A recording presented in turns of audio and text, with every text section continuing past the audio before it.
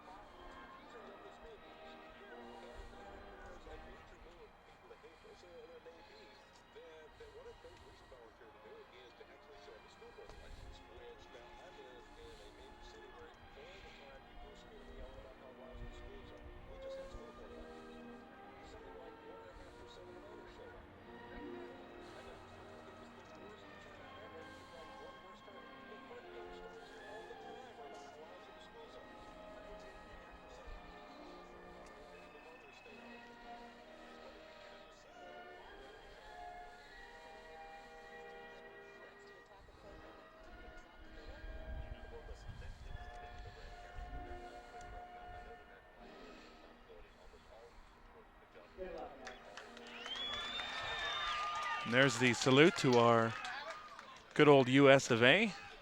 The Snow Canyon Warriors are the visiting team. They'll be batting first in this ball game. The Warriors finished second in Region 9 and got to this game here in the winner's bracket by virtue of a 2-1 win over Richfield last week. Pitcher's duel where Davis Swenson got the job done for 4 innings, and Barry Sorensen finished off the Wildcats in the 2-1 win, outdueling Jim Stubbs of Richfield. Richfield, unfortunately, eliminated just a few hours ago. Richfield lost to Cedar City. The score of that game was 6-5. Richfield had a 4-0 lead, and Cedar came up with 6 runs in the 6th inning and then held on for a 6-5 win. While in other action today, Dixie High stayed alive, eliminated the first-place team from Region 11, Emory High School, and Emory went home a loser as they fall 5-3 to Dixie High School. So the 2-time defending state champions are still alive. Snow Canyon, a real success story from a year ago. They were 5-17 a year ago, and right now their record stands at 18-5. I believe that's accurate. So doing really well. Bill Jacobson, also the football coach and the athletic director at Snow Canyon High School, the second-year school over just on the border of Santa Clara and St. George here in the Washington County. The other action today, the other winner's bracket game, Uinta beat Carbon 4-1 on a two-hitter thrown by Smuin of Uinta. And so Uinta is in a winner's bracket awaiting the winner of this game. The winner of this game and Uinta will play at 1 o'clock on Friday. That's tomorrow. Meanwhile, Cedar High, still alive by virtue of their win over Richfield. They play Carbon at 10 a.m. And Dixie, of course, has won, and they're hanging in there. And Dixie will play the loser of this game. So we could conceivably see Dixie and Snow Canyon for the 4th time this year playing each other. Dixie and Snow Canyon very familiar with each other, and Snow Canyon really frustrated in the fact that they've lost all 3 meetings with the Flyers. The hurler on the mound for the Union Cougars, if I can find it. Yeah, pitching for Union is number 9. That's Ben Burchell. Ben Burchell, number 9. He's a big right-hander. Good size on this young man, I imagine. I have not seen Union play this year, but I imagine he can really bring it. And looks like we're ready to go.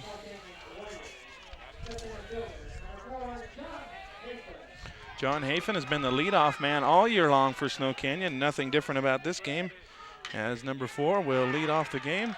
And he does so with a ground ball to third. 1 pitch, 1 out, as John Hafen is retired on a ground ball to third base.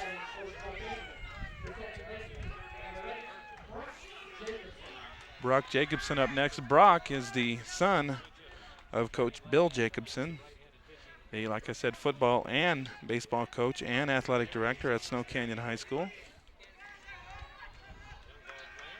Brock has been the number 2 hitter for much of the season, and he bats from the left side of the plate. He takes a pitch high.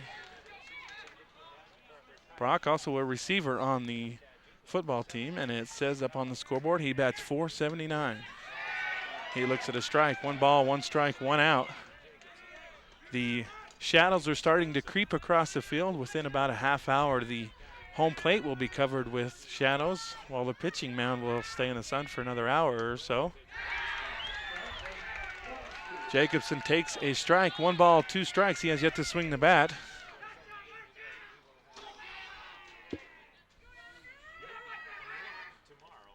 And Burchell bounces one in front of the plate. 2 balls, 2 strikes, 1 out. We're in the early goings here of the second round of the 3A baseball tournament, state tournament here in Utah.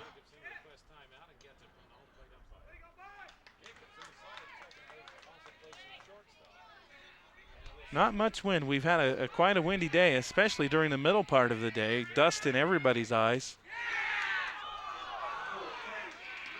And Jacobson takes just outside, just a bit outside, and the count goes full. The Union Cougars dugout wanted that one badly. This time Jacobson gets a piece of the 3-2 pitch. A second baseman scoops it up and throws over to first to retire him. There's 2 outs now, 2 up, 2 down for the Warriors, who are a very strong hitting team. Barry Sorensen coming up, and he's a great hitter.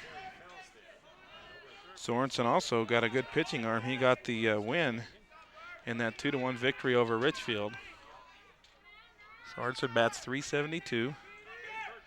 And on deck is Matt Hickman, who was the hero of that game against Richfield. He homered for just for the second run of the game, and Snow Canyon won that game 2-1. Hickman hustles on over to get the wild pitch. Long fly ball by Sorensen, drifting way back and almost to the fence. The center fielder for Union. He makes the grab though, and that's 3 up and 3 down. And we've played a half an inning. There is no score here at Bruce Hurst Field.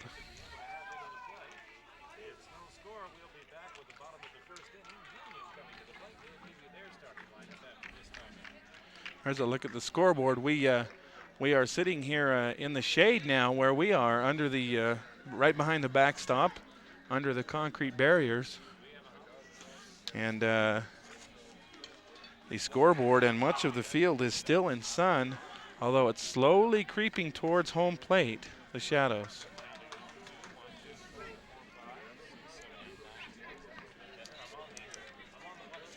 The Union Cougars, their colors are black and gold, as you kind of can tell. The Warriors are green and gold. And they are coached by Ace Davis.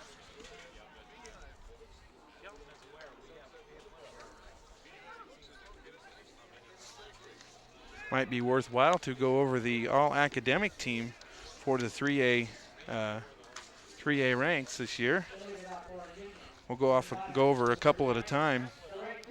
A couple of guys that have made the state tournament. Richfield's Jeremy Wilson is an all-academic, all-state player, and Tyler Gibbons of Uinta. And we'll get back to some of those others, including one of the Union players, as soon as we get back from the action. Leading off for Union is number 18.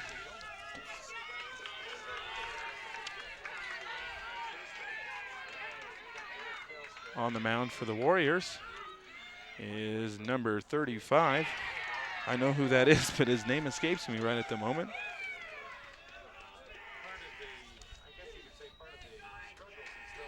Ah, yes. Davis Swenson is back at it again. And Swenson pitches a strike. 1 ball, 1 strike to the Union batter, and that is Ryan Applenap.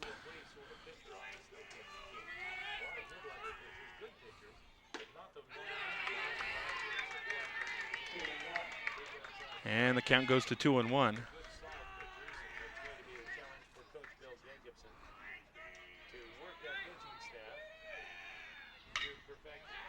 Ground ball over to third. Hickman keeps it in front of him and makes a play over to first base. Good job. It looked like it came up on his forearm, and that might sting tomorrow. I'm sure he doesn't feel it right now, though. And 1 player up and 1 player down for the Union Cougars.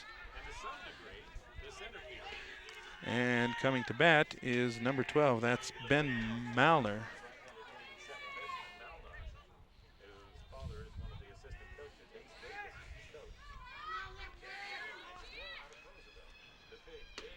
Malner got fooled by a curveball. Had him backing out of the box, but it curved right on in there for a strike. And Swenson, like I said, it's a quality outing. Worked 4 innings, gave up just a single run to Richfield before giving way to Barry Sorensen. Malner jacks one down the left field line. That's a fair ball, and he'll be able to run for a while. He heads to second, and he'll stop there with a stand-up double. Right down the line and deep, and he got really good wood. I want to say wood. Got really good aluminum on that one for a stand-up double. And just like that, the Cougars are threatening.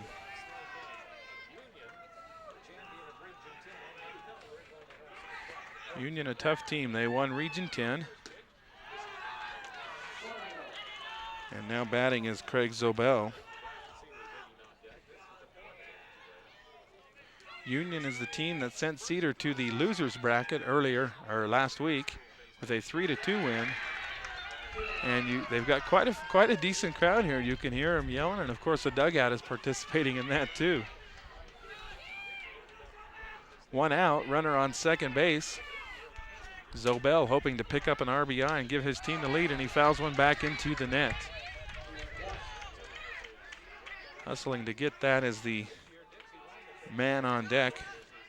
That's number 4, Brian Seeley.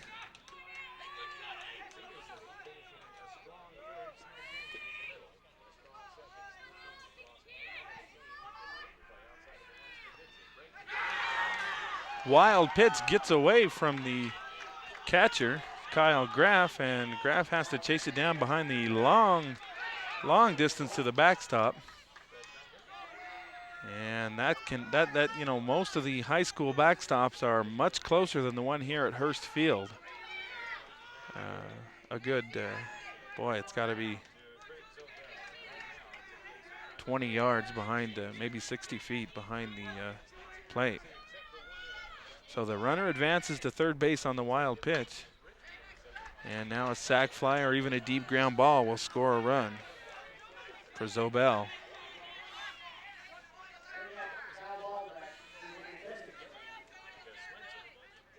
It's just getting to the comfortable time of day. We started this thing at 10 a.m. this morning when it was comfortable. Things got uncomfortable for a while with the heat. And now we're back at the comfortable time of day again when the shade is out. And again, like I said, the shade is creeping up on home plate. I imagine Coach Jacobson of Snow Canyon will try and do similar to what he did against Richfield and get maybe 4 or 5 innings out of Davis Swenson and then bring Sorensen on. Swenson, however, lost Zobel with the walk. And there are 2 men on, and that constitutes a serious threat. You know, the thinking's got to be just a little bit different, too, with the winner's bracket where it's not do or die. You for sure have at least 1 game tomorrow, so you can't throw all your pitchers today. So the coach is maybe not as quick to yank a pitcher in a winner's bracket game. Seeley looks at ball 1. That's low and away. And Swenson's going to need to start throwing some strikes or else his coach will get concerned. Snap throw over to first, almost got Sobel.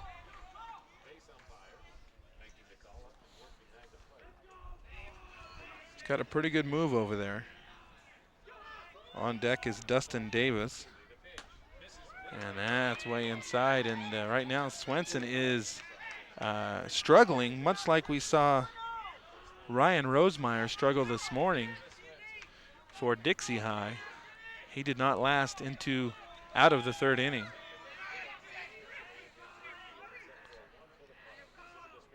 The pitch, the runner goes, Hickman gloves it, over to second, on to first, double play.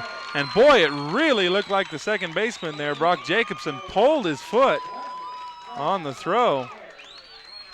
Nevertheless, the umpire calls the out both places, and Snow Canyon, who is infamous for their turning of the double plays to opponents, perhaps if there were records kept on this kind of thing, might be a record holder as they turn about 2 double plays per game. And they squelched the threat there in the bottom of the first inning.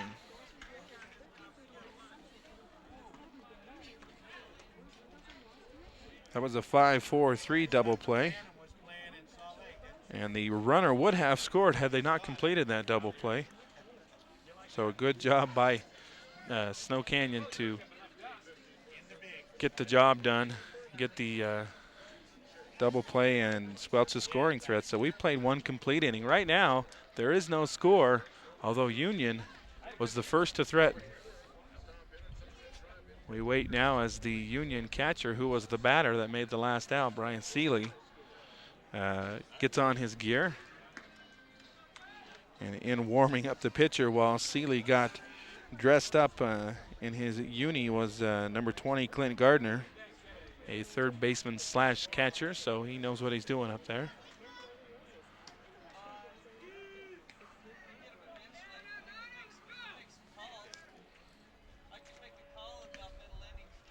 And with the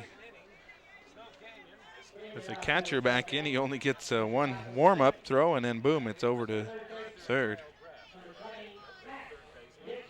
Matt Hickman, once again, the hero last week against Richfield High School. Hickman jacked a homer to the opposite field, to right field. He's a left-hander, or a right-hander. Just kind of went with the pitch, and it got out of the park. I doubt that same one would clear the fence today, although it might clear the right fielder's head as he's playing fairly shallow. Burchell misses outside, so it's 1 ball, no strikes to Hickman. Hickman looking for a fastball to come right down his alley. And that one is low and outside. 2 balls, no strikes.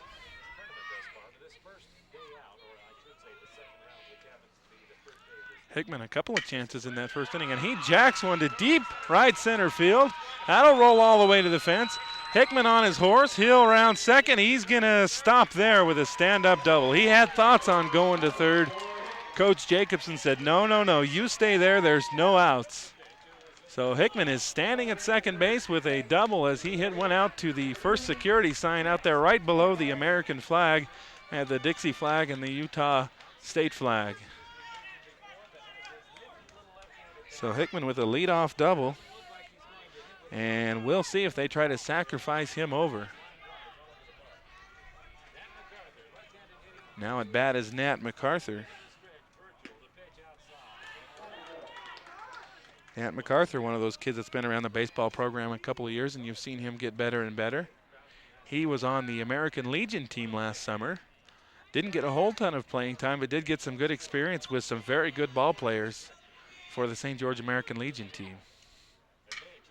He jacks one. He goes the opposite way. That's going to go gap to the left center field. Hickman will score easily. MacArthur rounding second, and he'll hold with a double. With no out, no sense risking getting thrown out at third base. And Nat MacArthur knocks home the first run of the game as Matt Hickman scores easily. The RBI double for Nat MacArthur and the Snow Canyon Warriors, and I was going to mention it in the first inning, and I might as well now. If you're going to beat Snow Canyon, you better score some runs because they're not going to play a 2-1 game like they did against Richfield very often. They will hit the ball. Now batting is number 12. That's Kyle Graff, the catcher for Snow Canyon High School. Also a linebacker and a very good one on the Snow Canyon football team that went to the state finals last year and fell to Delta in that championship game. Graff, a hard hitter, not only in baseball but in football.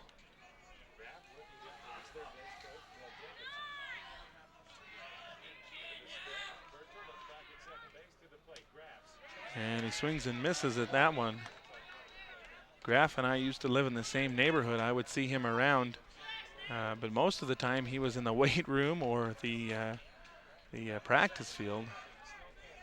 Not the kind of guy that rides a skateboard around or plays a lot of video games. He grounds the ball to third. He's up with it easy, but he throws high. And he gets the tag over at first base. So Graff perhaps should have slid in or maybe cut a little bit further left to avoid the tag, as he would have been safe. Nevertheless, they get the play at first base.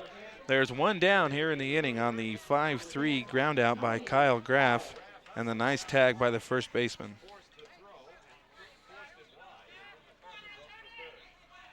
Now batting for the Warriors, Tony Powell. Powell, the other hero in that 2-1 win over Richfield. He homered early in the game to tie the game at 1-1 after Richfield had gone ahead 1-0. And then, of course, late in the game, Hickman had that home run. Already the Union infield is in. That surprises me a little bit because, you know, the ball is more likely to get by them. Of course, they want to stop a run at the plate. Maybe they figure they're not going to get many runs today. The shortstop with his feet in on the grass. That's got to make Tony Powell lick his chops, because if he can just hit a hard ground ball, it's chances are, unless it's right at somebody, it's going to get through. The 1-2 pitch to Powell is high, 2-2.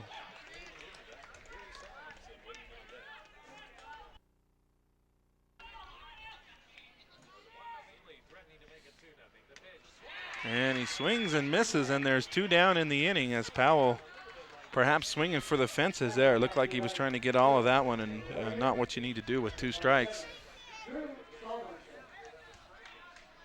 Now batting for the Warriors, Drew Salmonson.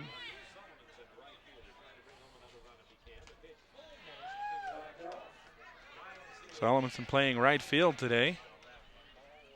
And he's batting .250 on the season. The 1-0 pitch to him is right in there on the inside corner. Had Salmonson fooled a little bit as he backed off the plate. And there's 1 ball, 1 strike. 2 outs, a runner at third base. Ground ball up the middle, could be a tough play. The shortstop gloves it, throws over. Nice stretch over there at first base. The stretch made by the first baseman, number 23, that's Mike Labrum. And that retires the side. The Warriors get 1 run on 2 hits, and they leave a man stranded over there at third base. We played 1.5. The score is Snow Canyon 1 and Union 0.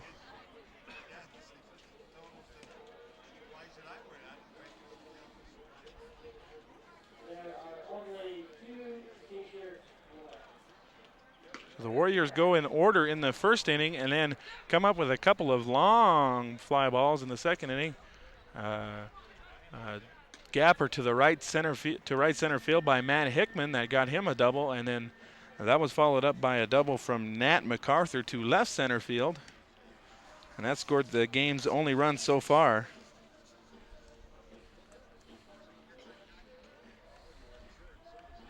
The Cougars will counter in the bottom of the second inning with number 7, Dustin Davis. He'll be leading off. He's a long, tall, cool one.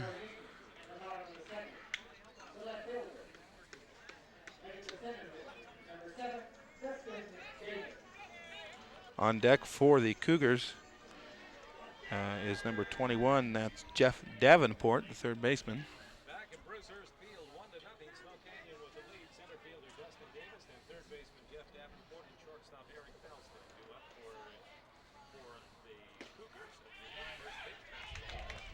First pitch is a strike by Swenson.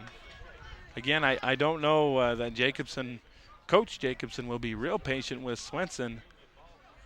If he gets into any kind of major jams, he may take him early, but he'd love to get at least 4, maybe 5 innings out of Davis before he brings in the relief, perhaps of Barry Sorensen. That ball is high, 1 ball, 1 strike to Dustin Davis. Curve ball misses inside. Davis Swenson, Davis's first name, and Dustin Davis, Davis's last name, are battling each other. 2 balls, 1 strike, and the pitch from Swenson is a long fly ball deep to center field on his horse, and that's off the fence. Davis is rounding second. He's going to go to third. To throw in will not be in time as he's in easily with a triple. Dustin Davis deep to left center field, almost got it to the scoreboard. And he was very quick for a big guy. Really rounded second, aggressively slid into third well ahead of the throw. And the Union Cougars are threatening to tie this ball game with a runner at third base and nobody out. The man hoping to pick up the RBI is number 21. That's Jeff Davenport. Davenport looking for maybe a fly ball or a deep ground ball. And the Warriors keep their infield back, probably anticipating more scoring and hoping to get the 1 out at first. That ball is low and outside. It's 2 balls and no strikes. Eric Feldstedt is up next for Union. He's the shortstop.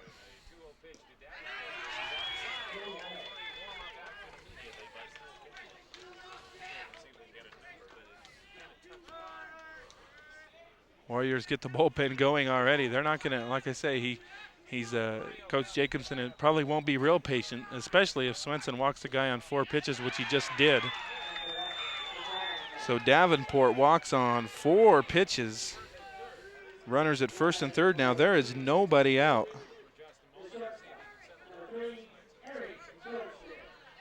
Eric Feldstedt will run over to third base and get the signs from his coach while Coach Bill Jacobson of Snow Canyon walks out and has a little talk with Davis Swenson. I think he's probably going to tell Swenson, hey, they hit 1 hard off of you. Doesn't mean they're going to hit any more. Throw some strikes.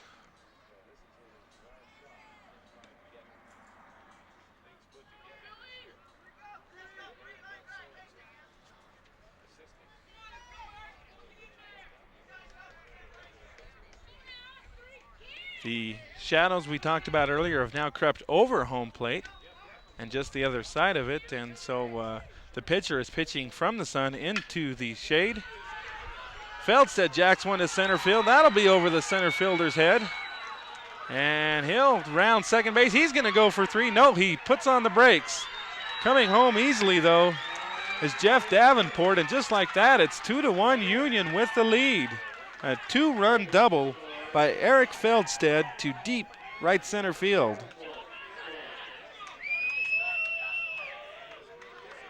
This seems like it's going to be a game if early indications are well, if the early part of the game is any indication, we could have a high-scoring game. Never mind, though, says Bill Jacobson. Davis Swenson, you are done for the day. Stick a fork in him, as Jacobson's not going to wait any longer.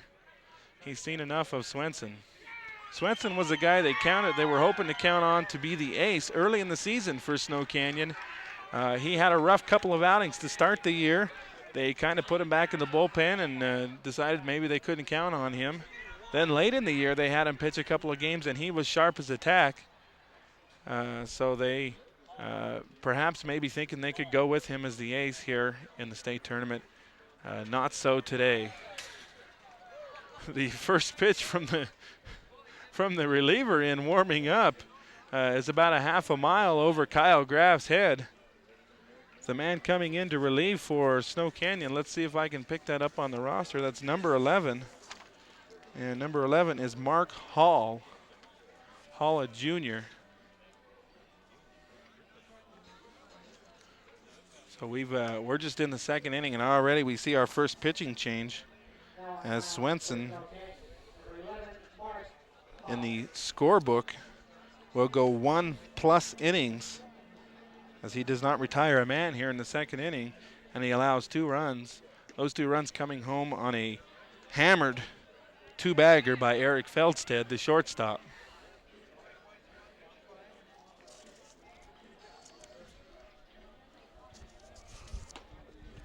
David Swenson lasts 1+ innings these first 3 batters. The first 2 runs he scored, but We're here in the bottom of the second inning. We're at the 3A state tournament at Bruce Hurst Field. Second round action. This is the winner's bracket. Not to say that you can't win it by going through the loser's bracket. It's a true double elimination tournament. The team that makes it all the way through the loser's bracket will have to beat the winner's bracket champion twice, though, to win the state title. So work cut out for teams Cedar City and Dixie High School.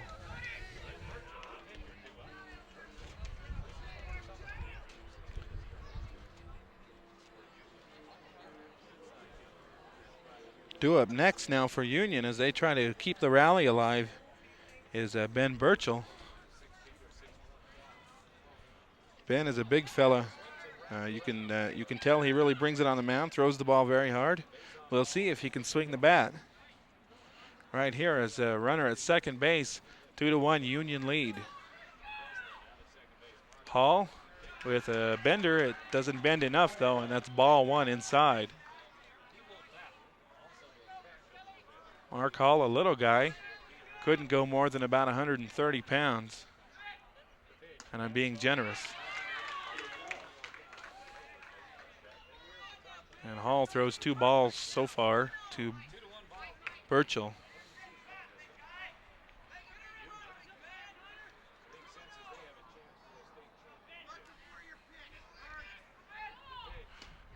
Union, the champions of Region 10, and they show why, as they've really been hammering the ball here in the second inning.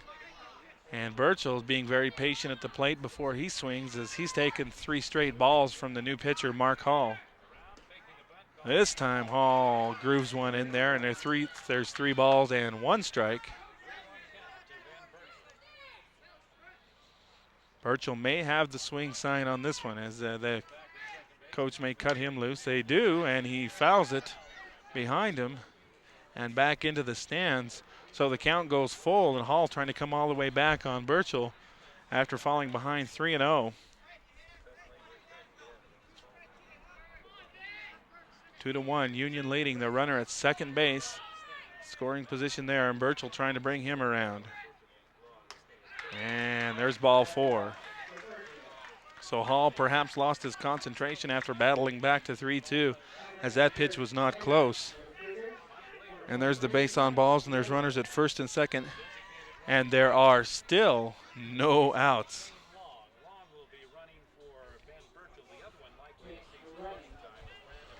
Long comes into courtesy run for the pitcher Burchell. And coming to bat is another big fella, Mike Labrum.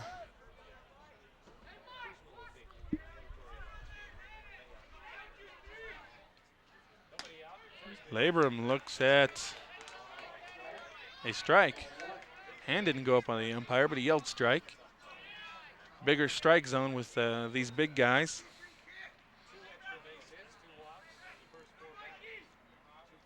And Labrum pops one up. That's straight up. Graff circles under it and makes the grab. Falling backwards. Good grab by Kyle Graff. Tough grab. That's always one of the toughest grabs in baseball. The catcher with his big old padded catcher's glove, and he has to throw the mask, and he's got the helmet on, and he has to circle back and make the catch. And Kyle Graff does a good job there, falling backwards, making the catch, so there's 1 out.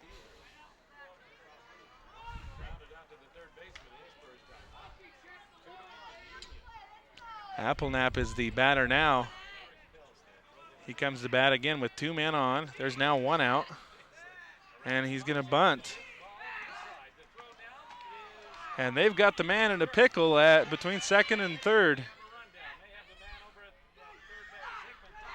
And they got him. He's out. You saw the rundown as it goes back and forth between Hickman Well, Hickman hung on to it for most of the case, and he dives and makes the diving out. And there's 2 down, and big base running mistake by Union as they squelch their own threat. Good job by Kyle Graff to rip one over to second base, and the diving stop by the shortstop, Barry Sorensen. Sorensen throws to Hickman, and Hickman runs the man down. And Hickman's going to come in. I wonder if he's got a glove problem or... Nope, looks like he's hurt his hand. He's got blood on his hand. Perhaps skinned himself in the dirt and clay over there near second base. Did he offer or did he not? Apparently, that may have been injured a little bit in that rundown. Hickman is off the field right now. The bunt was obviously on by Union. The hitter, Appleknap, pulled back from the bunt attempt, perhaps deciding it wasn't a good pitch. The runner over at second base, which was Eric Feldstead, broke towards third, got way off of second base, and really never would have made it to third. And so he was trapped off of second base. Graff whips the ball over to Sorensen, who makes a diving stop, and perhaps had Feldstead gone straight back to second, he might have been safe, as Sorensen had to dive to get the ball. Instead, he stops and then tries to head back to third base, where Hickman ran him down and tagged him out, heading back to second. So there should be 2 outs up on the board. At the moment, there is just 1. And they're trying to tape up Matt Hickman, who's apparently skinned himself or cut himself on the tag out at second base. I can see Hickman from here. He's just kind of standing there. Doesn't appear to be in any pain. They do have a trainer over there with some bandages. They may have to tape him up, and how will that affect his, is that his throwing hand?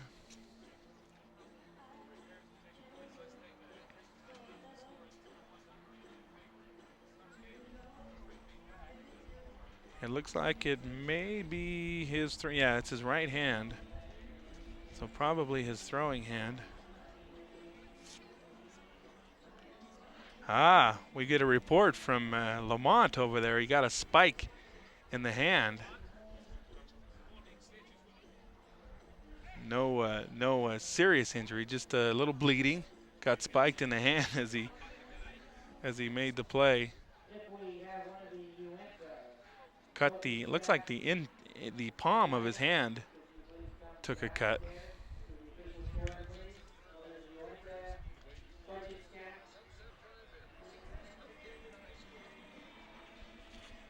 We're here in the 4th game of the second round of the 3A state tournament at Bruce Hurst Field in St. George, Utah. The game so far today, we have Cedar. Well, the opening game was Dixie winning, defeating Emory, 2 region champions, Region 9 and Region 11. And the Region 11 champion goes down 5-3 to the Region 9 champion, Dixie. So Dixie stays alive, the 2-time defending champions, already with 1 loss, however, in the tournament. The second game of the day saw Cedar edge past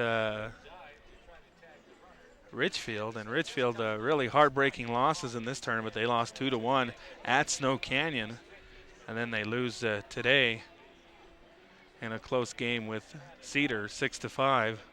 They led that game 4-0, and they were ahead of Snow Canyon 1-0. So a couple of real heartbreaking losses for Richfield. But their coach, I was able to talk to Coach Bob Cuff after the game, and he was in pretty good spirits and said that everyone's positive. They're have a lot of young players, and they hope to come back next year and challenge for a state title. There's a look at our umpires, and there's a look at our field. Beautiful field at Bruce Hurst Field here. I sometimes wonder if people here in St. George realize what a magnificent facility this is. This rivals and is even perhaps better than most minor league ballparks, especially when you get to the rookie league and single A level. This is just some kind of park. Hickman emerges from the dugout with tape all over his throwing hand. We'll wonder what they'll do. Now they're going, the umpire escorts Hickman back off the field. What seems to be the problem here? This would be a big blow to Snow Canyon if they didn't let Hickman play ball. Hickman is an integral part of this team. Again, he's had some huge plays throughout the year, and not the least of which was that home run, the solo shot against Richfield to win that game.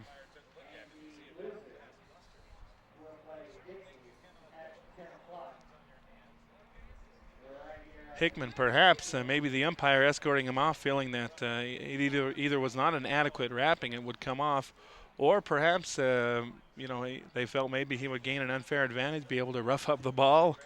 In baseball, you never know. People try things like that. Not that Matt Hickman or the trainer would, but you just never know. An interesting sport, a sport in which sometimes cheating is encouraged via the stealing signs, things like that. Hickman shows the umpire once again, and the umpire says, that's all right. So we're going to play ball. So after about a 5-minute delay for Matt Hickman's spiked hand, we're going to go at it now. Mark Hall pitching, and he just got himself a big favor done by Kyle Graff as Graff guns it over and gets Feldstedt off of the base, and they get him in a rundown and throw him out.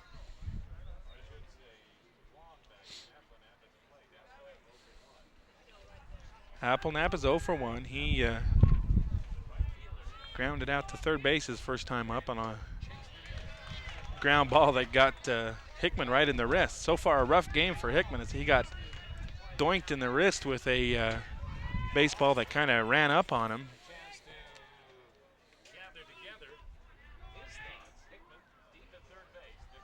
And you wonder if Hall is able to stay loose, and apparently so as he throws a strike. 1 ball, 2 strikes, 2 outs now. Runner at first base. There were runners at first and second with 1 out, but that runner at second was erased. The 1-2 pitch is just a bit inside, and it's 2 balls, 2 strikes. Union leading the game now, 2-1. Both teams with a couple of hits.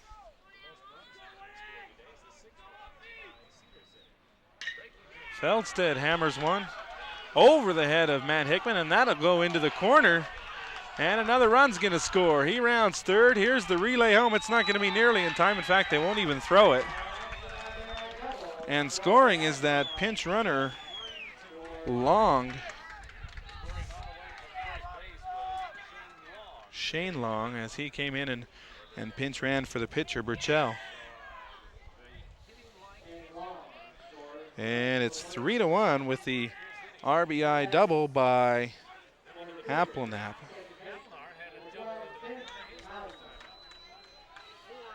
Lots of action already early in this game.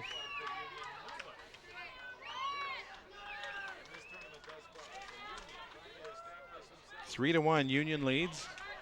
And Hall throws a strike to the batter, Ben Malmar, I should say.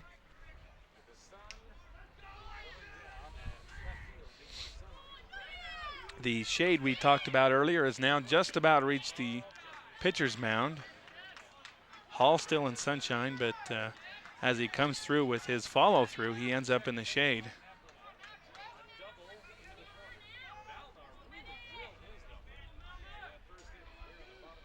There's a pitch, and it's a high pop fly. Hickman says, that's mine all the way. He drifts back down the line, makes the play, and the inning is over, but not before some serious damage is done by the Union Cougars. They score 3 runs, and in doing so, they get a double, well, 2 doubles and a triple, as well as a couple of walks. And after 2 complete innings, the score is Union 3, Snow Canyon 1.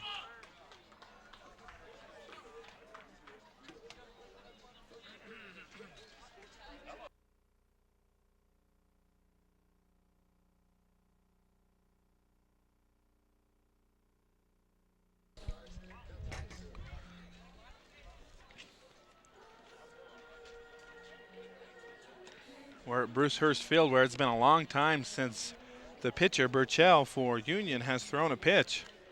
Not only did his team rally for 3 runs, but there was a 5 to 10 minute delay when Matt Hickman was spiked in the hand and had to tape up some bleeding he had on the play.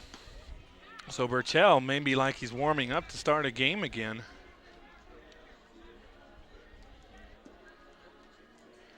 So far, Snow Canyon has brought 8 men to the plate in 2 innings. They have 2 hits. Back-to-back doubles by Matt Hickman and Nat MacArthur in the second inning that gave them a brief 1-0 lead.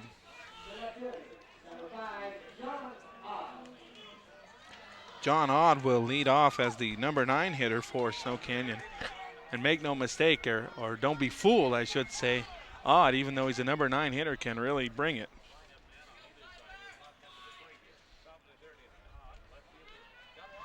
Spelling is A-U-D-D in case you think Odd sounds odd.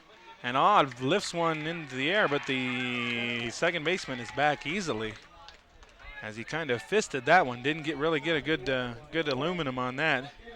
And there's 1 out on the pop out to second base by John Odd.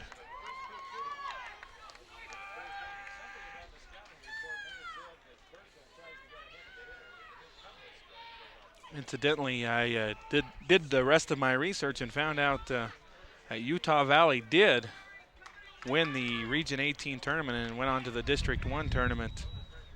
They beat Treasure Valley 7-4 in the championship game of the Region 18 tournament. Treasure Valley, by the way, eliminated Dixie College, is why we're interested. Treasure Valley obviously didn't have enough, though, to go out and beat Utah Valley.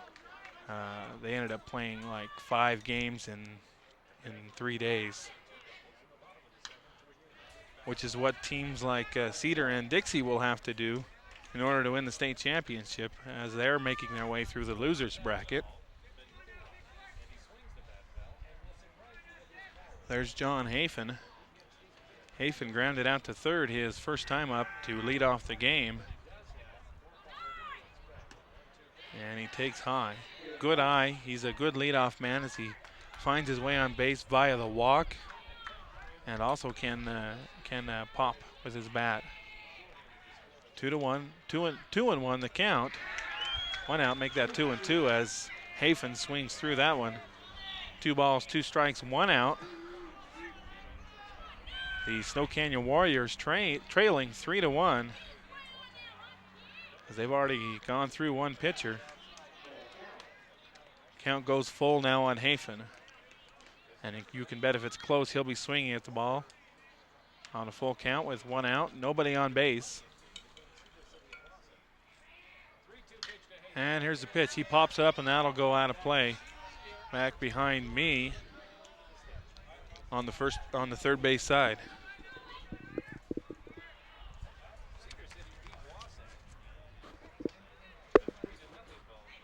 The Snow Canyon Warriors are a team that, well, they're going to score a lot of runs. I don't think a 3-1 lead is safe against this team unless they get a real hot pitcher.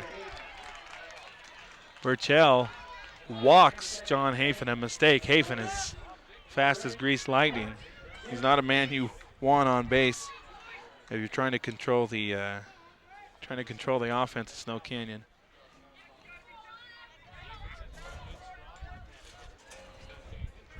There's Brock Jacobson. Jacobson hitting close to 500 this season, son of Coach Bill Jacobson, and a pretty dandy receiver on the football team.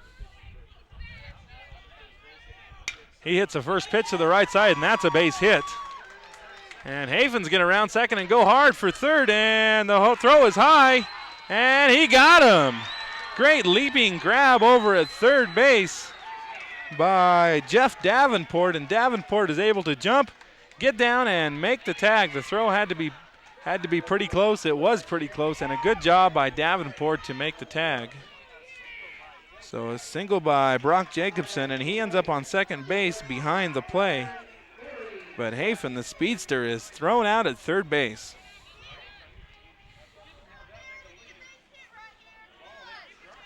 Barry Sorensen now, though, has a man in scoring position, 2 outs.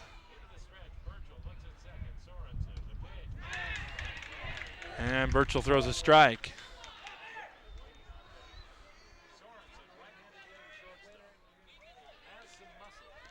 Barry Sorensen may be called on to pitch later in this game. He's a very good fielder and a decent hitter for this team. However, he's in a big hole right now at 0-2 with 2 outs he needs to protect.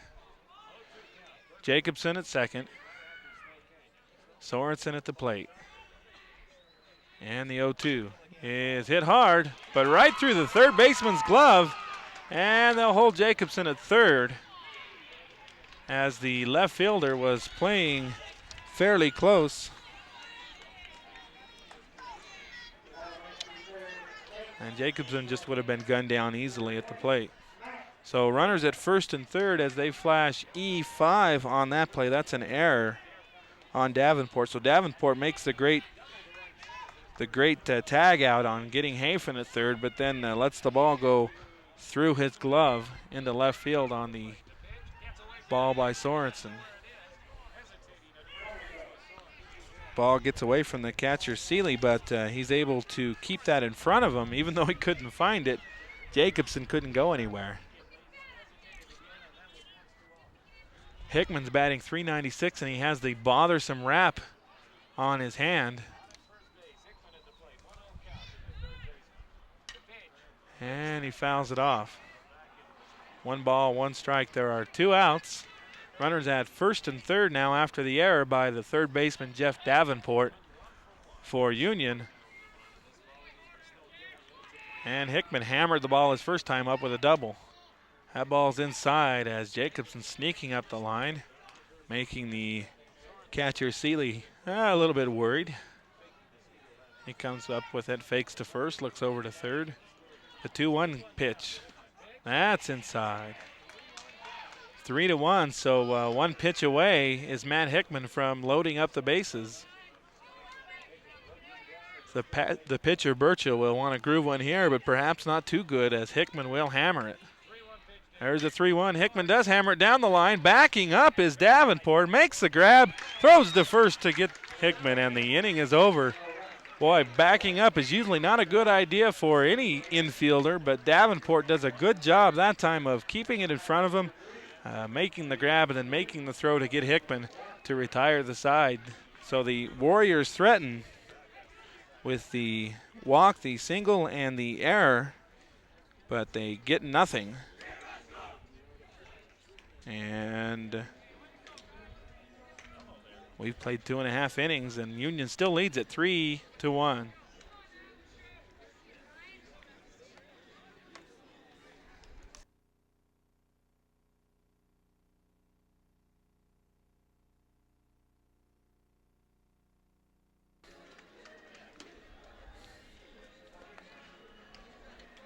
We are down below the concrete here at Bruce Hurst Field, calling the game from the intestines of the cavernous Bruce Hurst complex.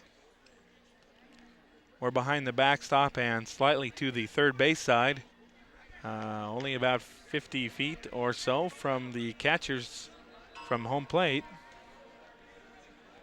And Mark Hall will come back out for his second inning of action, as he worked for the most part out of a jam here in the second inning. And the Warriors are in a hole, 3-1. And Hall will try to stem the tide while his teammates try to get some runs for him. Leading off for Union is Craig Zobel, and they've already scored as many runs as they did all last week against Cedar City, but they won that game 3-2.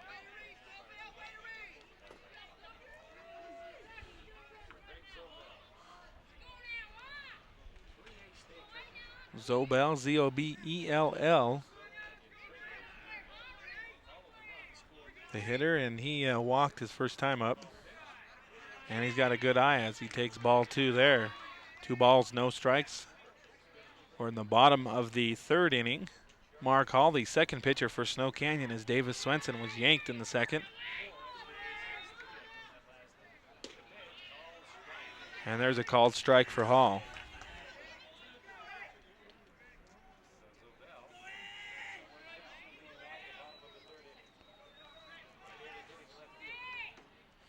So Bell takes a whack at that one. It's a high pop fly to shallow left.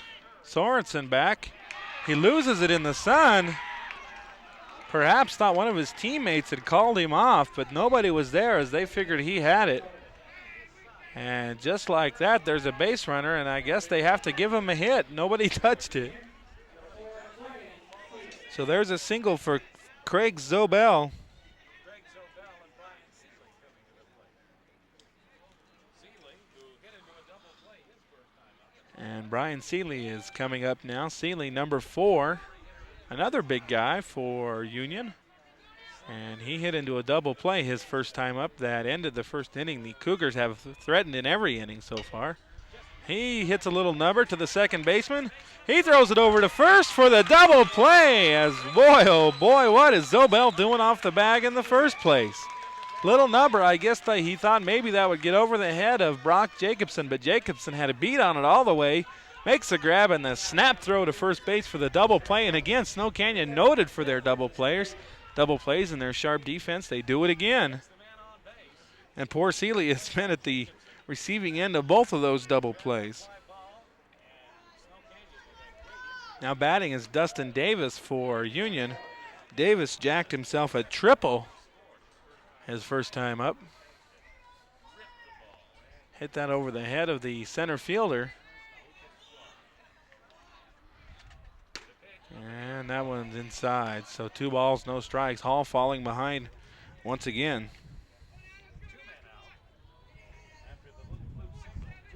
The scoring on the pop fly F4, the fly out to the second baseman and then over to 3, F4-3 for the double play, and the second double play of the game for the Warriors.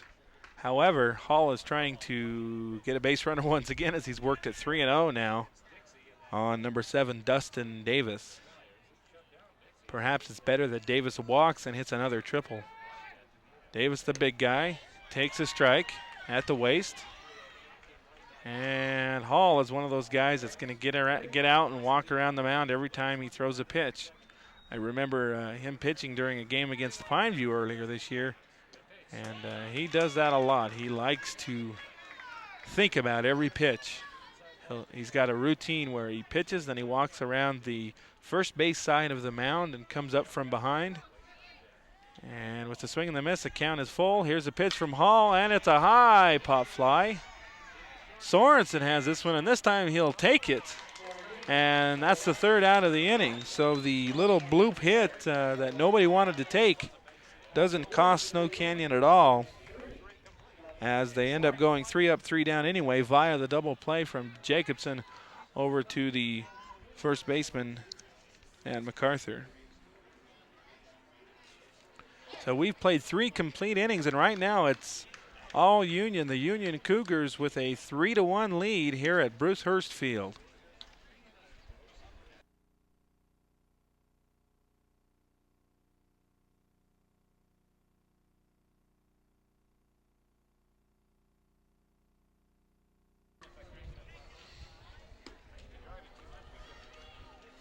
All right, my name's Andy Griffin. We're at Bruce Hurst Field in St. George, Utah. An absolutely beautiful baseball park. My friend and sports editor Dean Rock commented that this is some kind of baseball park. He's from back east where there's a minor league baseball team in every town. And he said this is as nice as any one he's been to.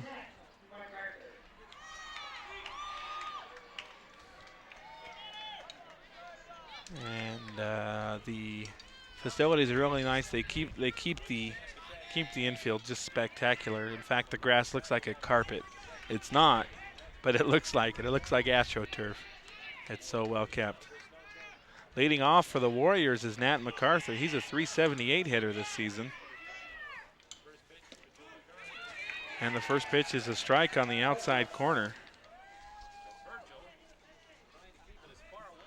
Neither team really going down quietly in any inning. And that was the same spot, but this time it's a ball. 1 ball, 1 strike to the leadoff man, Nat MacArthur. MacArthur, a lefty, swings and misses at that one, and 1 ball, 2 strikes now. The shade is now right at the pitcher's rubber. for Burchell as he throws high for ball 2, and that was a waste pitch. 2 balls, 2 strikes. Didn't want to give MacArthur anything easy to hit.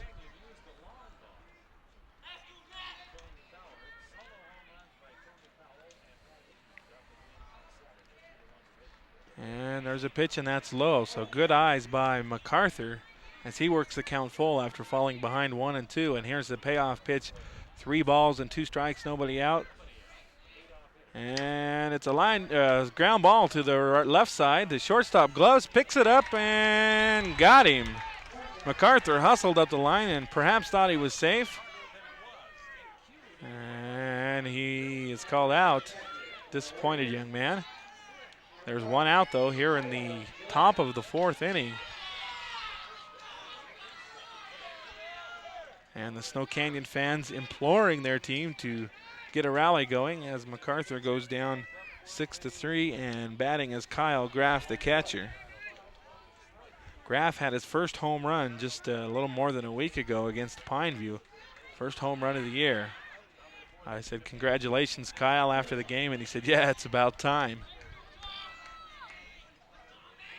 Graff batting .313 on the season, and he's worked the count to 2-0, and here's a 2-0 pitch up high towards near the head of Kyle Graff as he has to duck for that one, and it's 3-0, and he'll be taking all the time as he kind of nods his head to the coach like, yeah, I know. The 3-0 pitch, and he's ducking out of there. And Graff will jog on over to first base, and Snow Canyon has a base runner. They'll probably bring a speed-up runner in now. They'll probably bring a speed-up runner in. They're not going to, it looks like.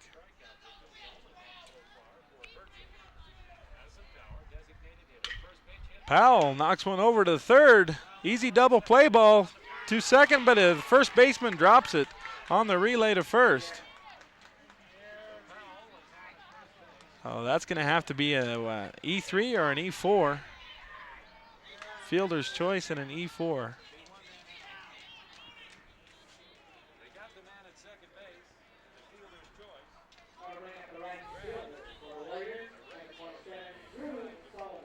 It goes fielder's choice 5-4, and Graff is erased. Powell is over at first as the first baseman couldn't hang on to the ball. There's a high pop fly. It's trouble, and the center fielder makes the grab. Boy, oh boy, just at the last second, the second baseman and shortstop peeled off, and the center fielder coming in, that's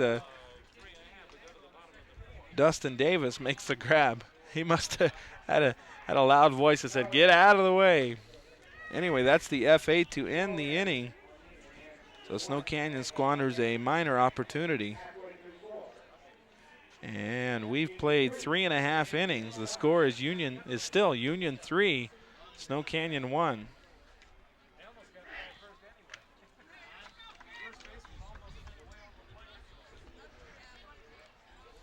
Brad Esplin is warming up the pitcher as Kyle Graff, the catcher, gets his gear on.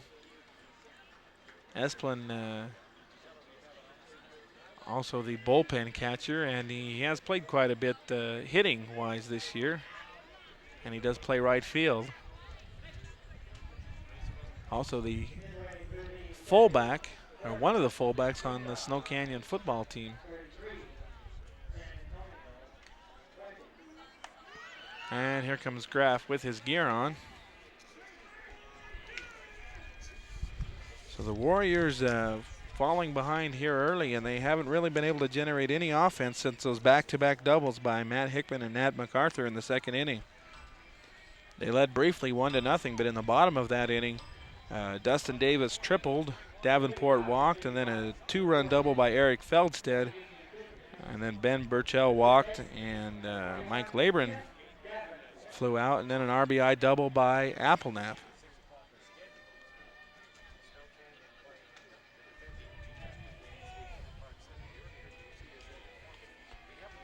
So second at bat now for Davenport. Davenport's the guy that walked and scored in the second inning, scored the second run of the game and gave Union the lead.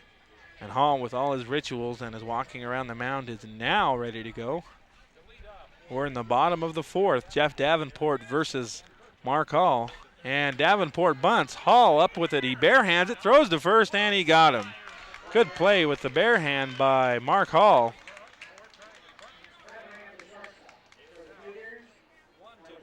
And there's one down. Good job by Mark Hall to hop off the mound after his follow through and get over there and make the play.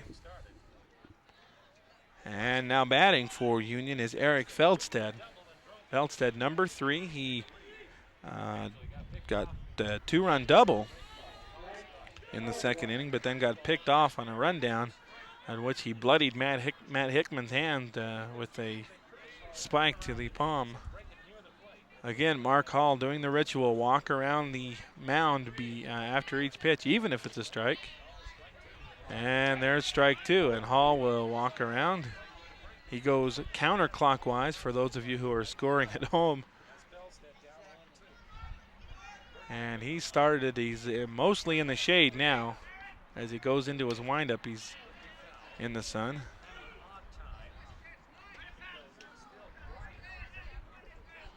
Hard to believe it's 8 o'clock as it's still bright and beautiful today. The lights are on here at Hurst Field. And Feldstead, who doubled to left center, is trying to get things going once again. He takes the ball low, 1 ball, 2 strikes.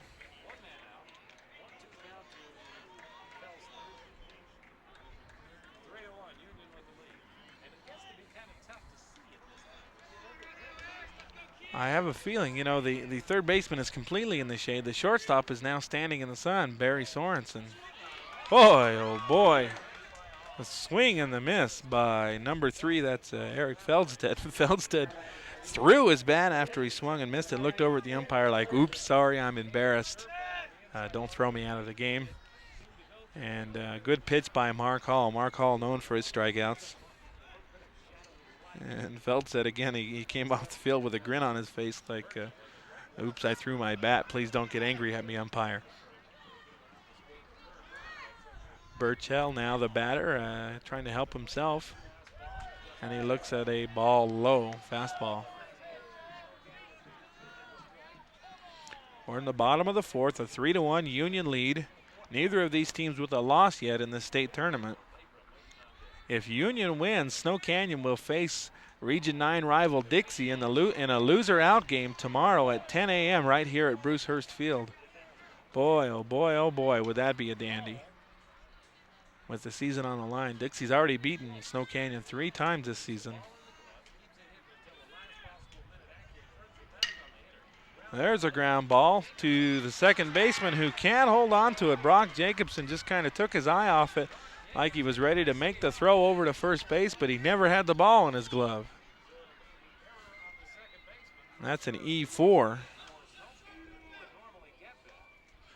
So with 2 outs, the number 9 hitter, Mike Labrum, number 23.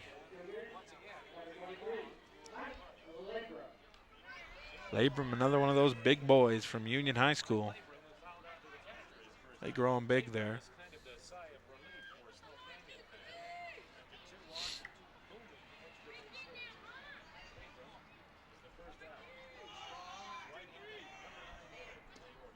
Labrum looks at a pitch outside. Hall does his counterclockwise walk around the first base side and then climbs the backside of the mound. He looked like he shortened that one a little bit, kind of went through the middle of the mound instead of going to the back. Perhaps mad because he threw a ball. There's a high fly ball. That's going way back, chasing it, and he can't get it as a center fielder. As he dived at the last moment, couldn't come up with it. And there were going to be a play at third. No, there's not. It's a stand-up triple for number 23, the number 9 hitter, Mike Labrum, as he brings the run home. So how big is an error on a routine ground ball that turns into a run? It's 4-1 Union with a 3-run lead now, and they'll go to the top of the order with the runner at third base. Boy, oh boy, if you think about those little mistakes, you think, well, it's not a big deal. You know, a little error on the second baseman with 2 outs, not a big deal. I'll get out of the inning. But then a number 9 hitter comes up and hits it about 400 feet to center field.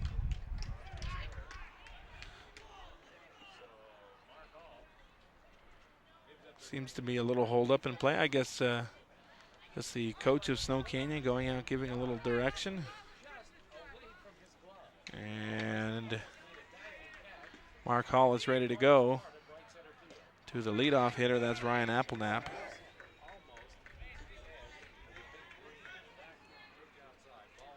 Applenap doubled in the second inning and knocked a run home. It's 4-1 Union threatening to break this thing open. And Hall threatening to go a little wild. He walks around the edge of the mound and climbs the backside of it once again. Applenap, the leadoff man, he's 1 for 2 in the game. Chance to bring another run home if he can get a base hit. However, right now he's looking for a walk with a 3-0 count.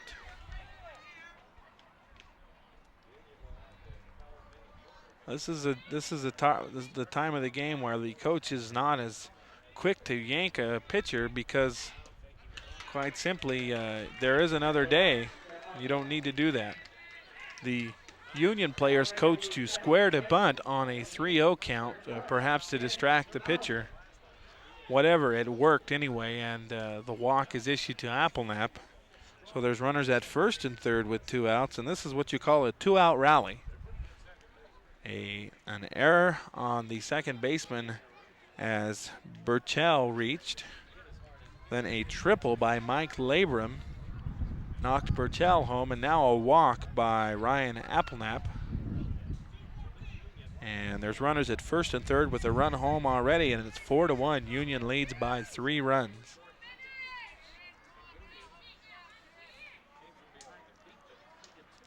Malmar, the batter,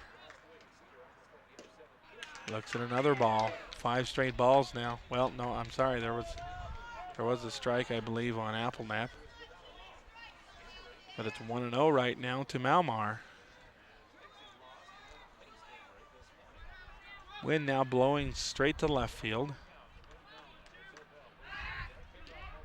Hall tries to make a pickoff move, and back is the base runner Applenap.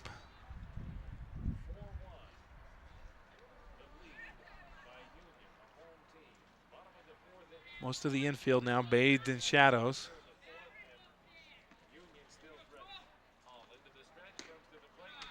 And Hall misses. It's 2-0 now.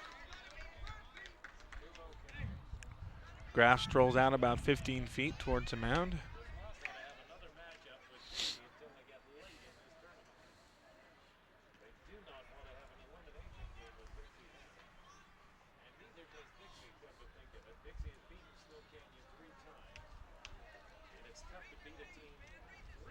Coach Burke Staley of Dixie High School was very happy with his team pulling out a game they didn't play very well earlier today.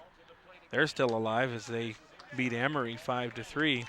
However, he feels like he has an advantage now over whoever his next opponent is, because his next opponent would be using their top pitcher today, while his top pitcher, Eric Franke, did not pitch today. And the 3-0 again, the Union players are coached to square to bunt on a 3-0 pitch to try and distract the pitcher. A strategy used by some coaches, and that it is debatable whether or not it's effective. The 3-1 pitch is fouled back, so the count goes full, and Hall, very important that he picks this man up now. If he walks Malmar, the bases are loaded with the number 3 hitter Zobel up next. So a big pitch here, 3-2, 2 outs, runners at first and third, and the pitch is a high pump fly, drifting foul.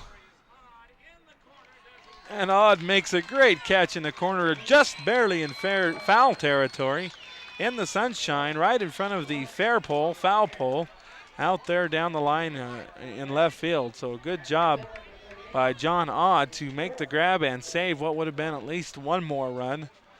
And we've completed 4 innings here at Bruce Hurst Field in a championship bracket game between Snow Canyon and Union. And right now, Union holds the advantage. The Union Cougars 4, the Snow Canyon Warriors 1.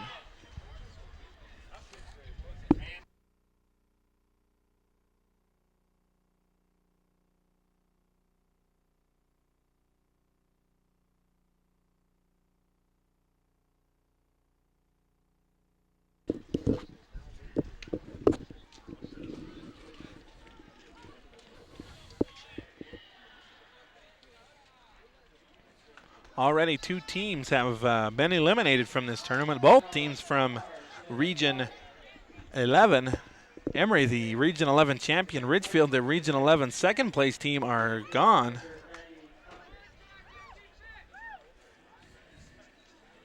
So we're down to 6 teams from what was 8 teams this morning. Teams with 1 loss already: Dixie, Cedar, Carbon,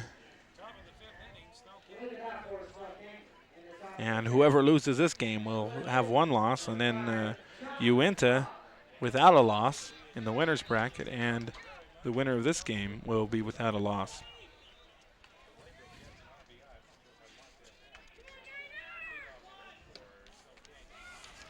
Leading off the top of the 5th inning, as Snow Canyon will try to put some life into their offense. John Odd, the number 9 hitter. He popped out to second base his first time up, and there's 1 ball and 1 strike on Odd.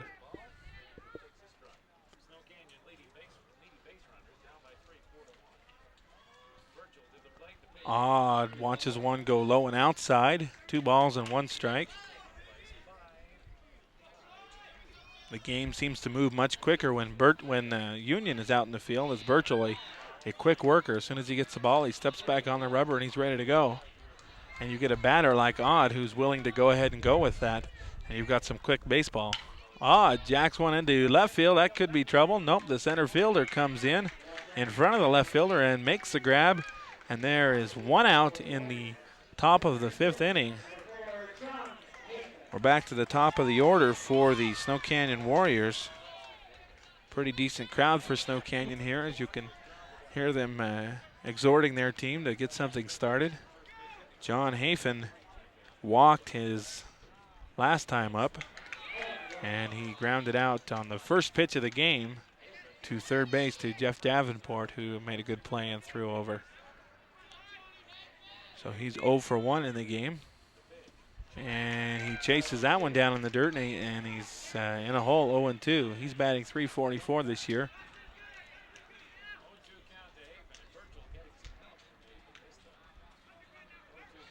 Haven with the active legs. He chokes up on the bat a little bit, and that one goes over his head.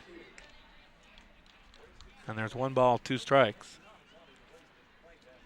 There's a couple of things that are almost automatic in baseball.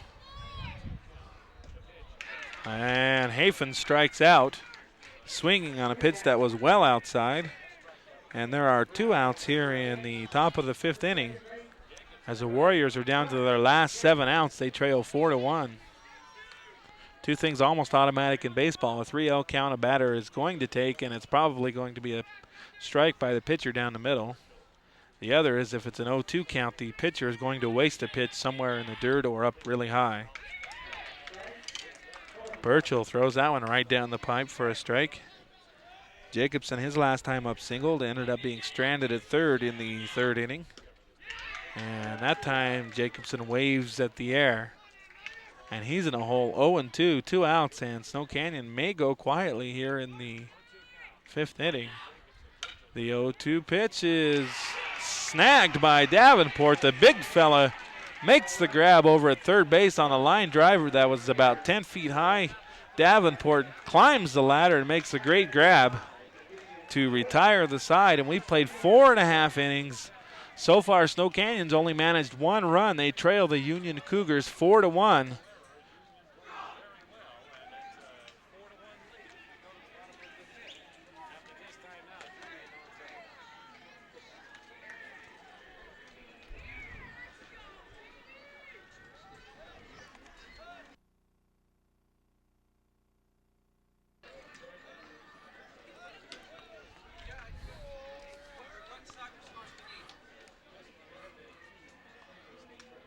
By no means is this ball game over. However, Snow Canyon has to be wondering if they really, what they can do to escape having to face Dixie in the next round. Neither Dixie nor Snow Canyon would enjoy facing each other in an elimination game, which would mean one of these crosstown rivals would be done for the year at the end of that one. You hear it over and over again in sports, though. It's hard to beat a team more than once in a season. Dixie beat Snow Canyon 3 times this year. You've got to wonder if the 4th time would be the charm for Snow Canyon. However, like I said, this one is far from over. We're in the bottom of the 5th. However, Union is batting and they hold a 4-1 advantage. Leading off for the Cougars is Craig Zobel.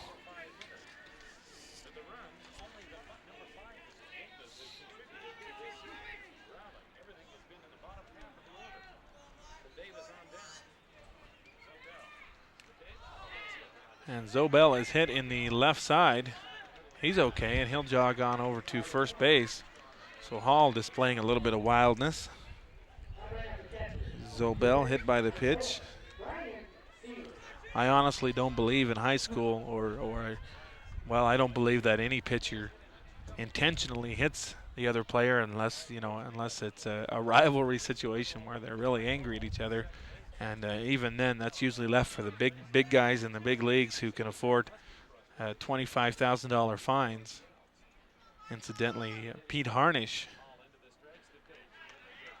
was suspended for 7 games in the major leagues for instigating a brawl after he was hit. He took a swing at a catcher he used to play with on the Astros, Scott Service. So a lot of base brawl going on in the majors. It's kind of silly, really. Think about 30-year-old men throwing baseballs at each other and swinging at each other. Count goes to 2-0 now on Brian Seeley, the catcher. Mark Hall tries to make a move over to first, not in time in the attempt to get Zobel. Seeley has hit into 2 double plays today, and there's a man again in a forced position. And he grounds it to the pitcher. It gets past the pitcher, and there is no play for Jacobson, as he has to eat the ball, and they're going to give that one a hit. An infield hit, as Hall could not come up with it. Just to the left of him, he makes a diving attempt, and then it's too shallow for Brock Jacobson to make a play on it. And that's an infield single for Brian Seeley, and just like that, the Cougars are threatening again. In every inning except the 3rd, they've threatened, and even in the 3rd, they got a base hit, but it was erased on a double play. Swing and a miss by Dustin Davis. Davis is the man with the triple that went over the head of the center fielder for Dixie High, John Hafen. 2 men on, nobody out. Hall comes to the plate, and it's a high fly ball going way back and making the grab at center field. And he makes the grab in center field. The throw is a little bit offline as the runner at second base tags. That's Zobel. He moves over to third base. So the F8 makes it 1 out. Runners at first and third now for Jeff Davenport.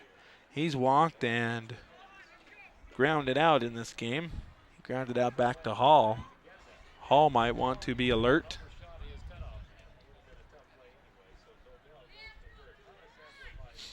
Zobel at third now. Brian Seeley, the catcher, at first. And there's a high pop fly.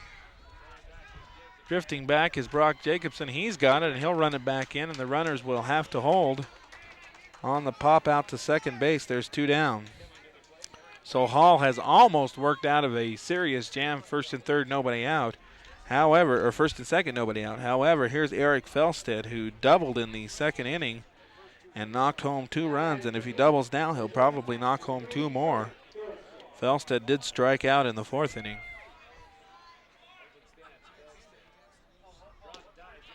That pitch is low, but a strike. Felstead points to where he thought the ball was. The umpire had his head turned at the moment, though.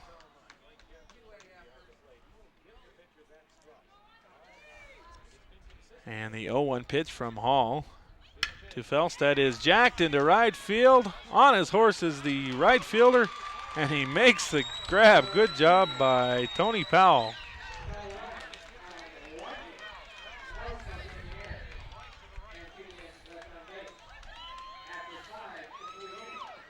That's my fault. That's not Tony Powell.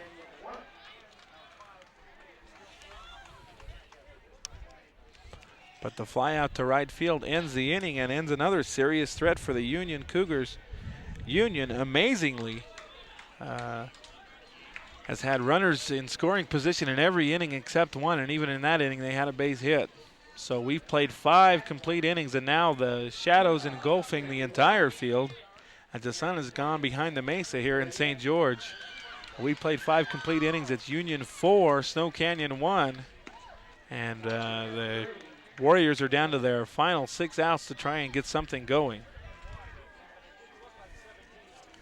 Coming up in the 6th inning for Snow Canyon will be a couple of, 3 of their top hitters, Barry Sorensen, Matt Hickman, and Nat MacArthur. And Hickman and MacArthur have produced the only offense really today for Snow Canyon. Back-to-back doubles, scored that single run in the 2nd inning. In fact, the Warriors have just 3 hits in 5 innings so far. And 2 of those came in that mini rally in the 2nd. The other hit came on a single by Brock Jacobson. But we're ready to go now. The Warriors trying to get something going. They are in a hole, 4-1, down 3 runs now. If you think that's a big hole, remember that earlier today, Cedar was down 4-0. They came up with 6 runs in the 6th inning and beat Richfield, eliminated the Wildcats with a 6-5 victory. Sorensen, a .372 hitter. He digs in there in the batter's box and stares down the pitcher. First pitch is high for a ball. Boy, I like the speedy work of Burchell. He just gets right back on the mound. Never mind all this walking around. He wants to just get up there and hurl the ball. Second pitch, though, misses outside. 2 balls, no strikes. And what the Warriors need right now are base runners. However they can get them. Walk, error, hit. Sorensen swings hard at a high fastball and misses that. It's 2 balls and a strike. The entire Snow Canyon bench up now, excited, hoping to get something going. And here's the play to the plate by Burchell, and a swing and a miss again by Barry Sorensen. So after the 2-0 start, it's now 2-2. Burchell is standing on the rubber just waiting for Sorensen to get ready, and now he's ready to go, and here's the 2-2 pitch.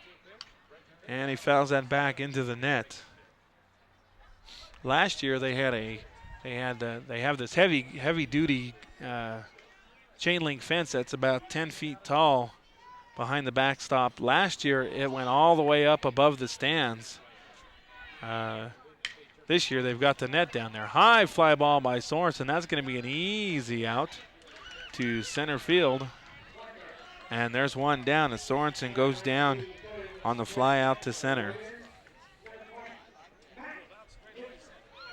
Now batting number 20, Matt Hickman. Hickman, the lone run scored today for Snow Canyon. He doubled to lead off the 2nd inning and was knocked home by teammate Nat MacArthur, and he wraps one between short and third for a base hit. And there's just the 4th hit of the game for the Warriors, and perhaps maybe they can start figuring Burchell out.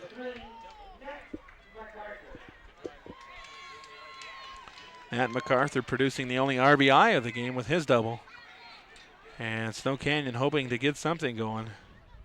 Hickman not a real speedster. He stands in over at first base. Not a huge lead. And the pitch is outside. 1 ball, no strikes.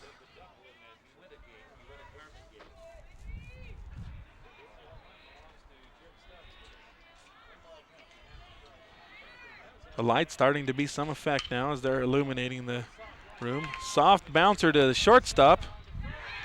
And they turn the double play. Good job by the shortstop there to take the one hop, and Felstead with a good pickup over to second, over to first just in time to get Nat MacArthur, who's not a great runner. And Union counters with a double play of their own after Snow Canyon has turned 2 in this game.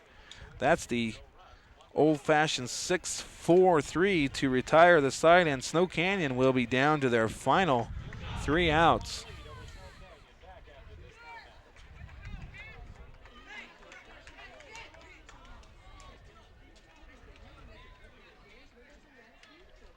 Good look at our camera people, doing a good job today.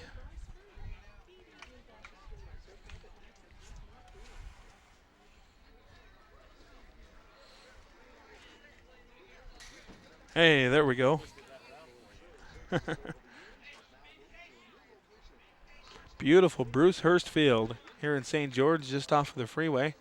If you take the Boulevard exit and head toward the Bluff Street exit, you can miss it on the right side. We get trucks coming by here during baseball games honking their horns. They want to be a part of the action. Everybody loves baseball.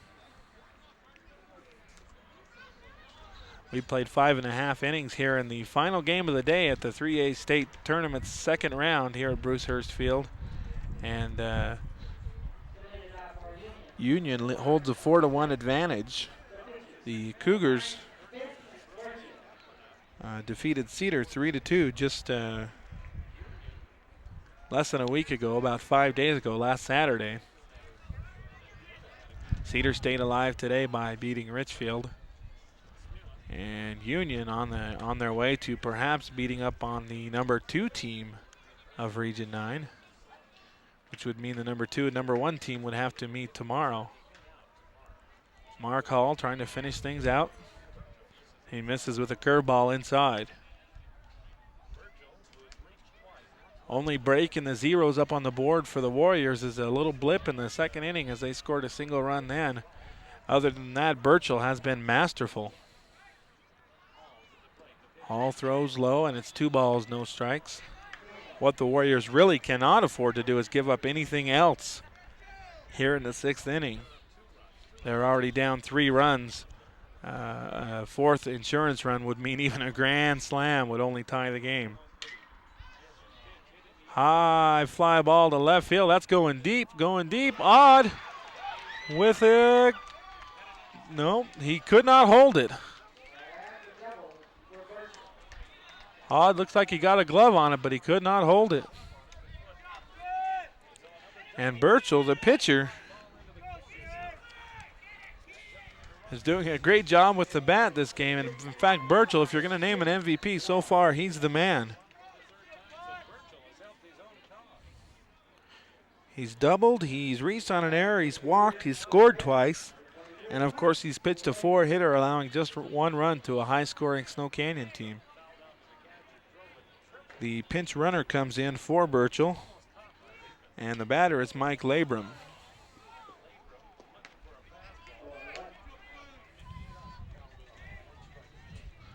Labrum, number 23, the number 9 hitter for the Union Cougars. Interesting, we have the Cougars and the Utes in this tournament. Union Cougars, you went to Utes. Ground ball past the third baseman, Hickman. Coming hard, and around the play is the pinch runner, and he'll score. And Hickman wanted to cut that play off, cut that one off. He couldn't reach it. So the runner cruises into second base. That'll be a single with an RBI, and going to second on the throw is Labrum. Labrum, the number 9 hitter, has 2 RBIs in this game.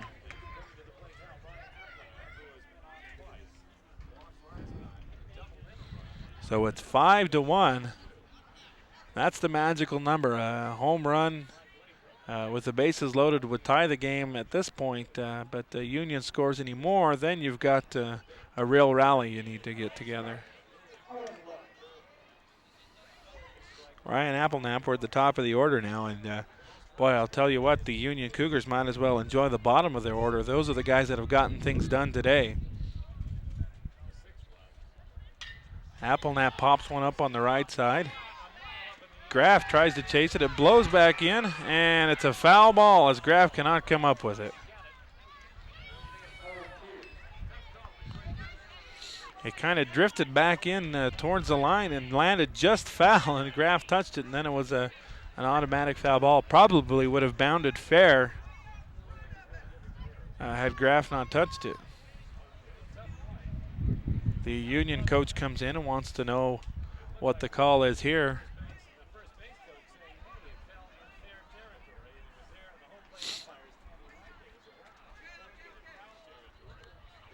So Applenap gets a reprieve. 0-2 count on him, but he's still alive after the pop-up. Could have retired him.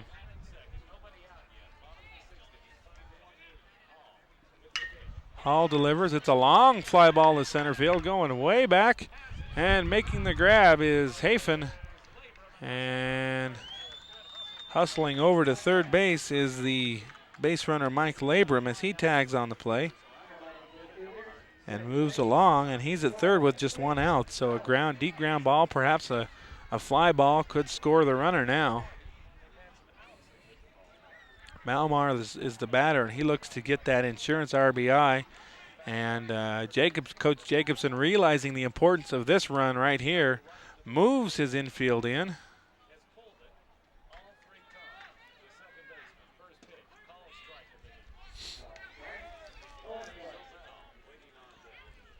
Malmar grounded to second, popped to second, and doubled down the left field line.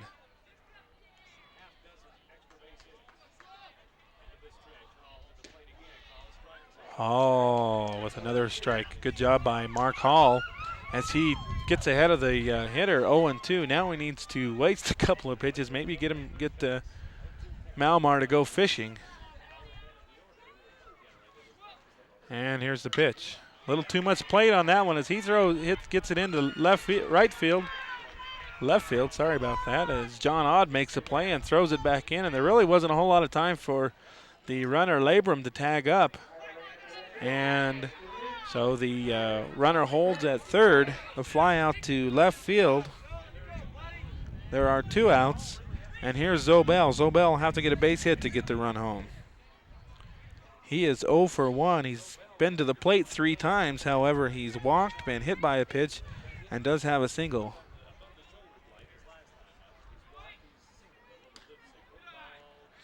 And they call a ball on a pitch that looked pretty good, and perhaps a little high.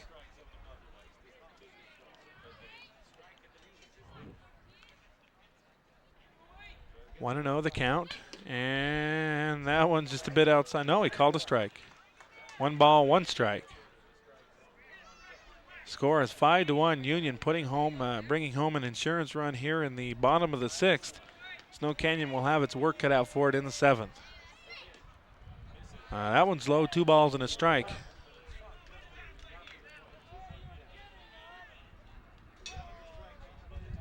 The Cougars have threatened in every single inning tonight.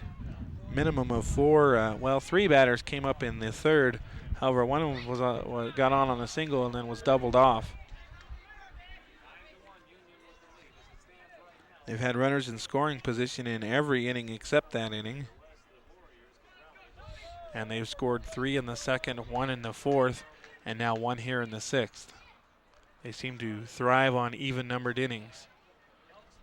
There's a pitch to Zobel, and he fouls it back into the chain link.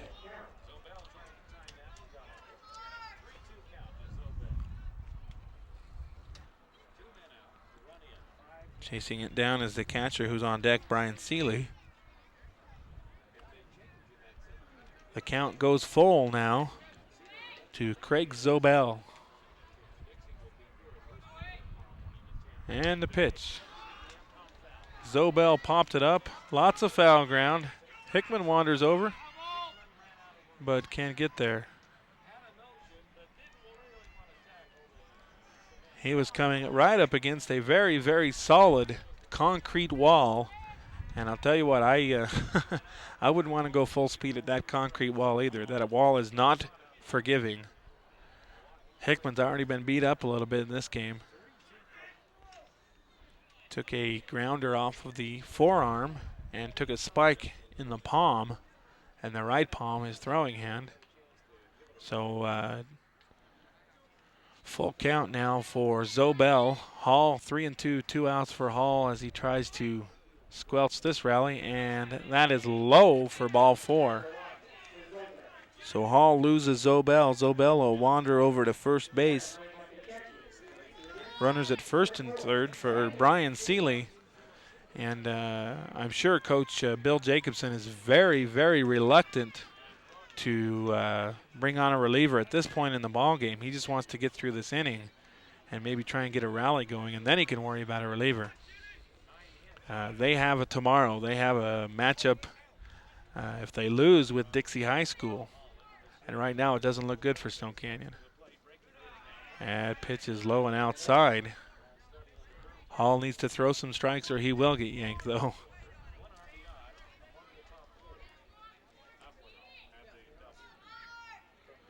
Big lead for Labrum at third. And they throw over to first base.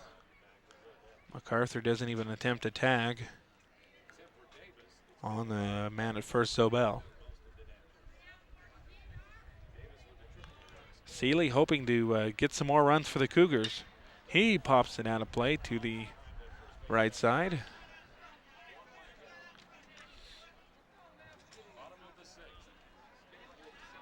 It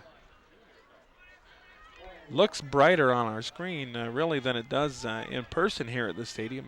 It's gotten kind of dark and a little overcast and kind of nighttime feeling. The lights are on. This game really only a few outs from being over, it looks like. There's a ground ball hit hard between third and short, and there's a run scored again for the Cougars as they come up with a second run here in the inning, and it's 6-1.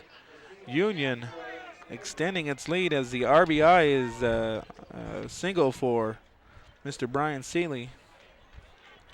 Zobel moves on over to second. Labrum jogs home. And the Cougars are turning this one into a rout.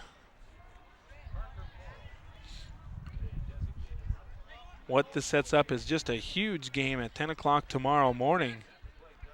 I hate to count the Warriors out. They can rally, but there's a base hit, and they'll bring the runner home. And another RBI, this one for Dustin Davis, as he's had a great day. A single, RBI single, and a triple in which he scored a run.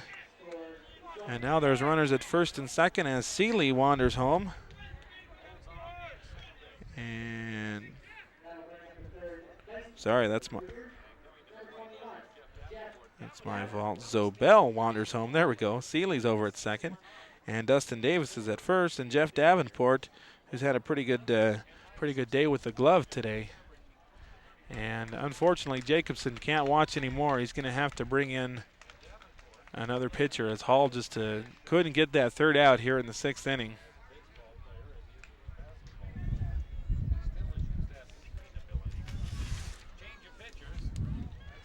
Well, we're going to have a pitching change, and it looks like perhaps Nat MacArthur is going to come and pitch.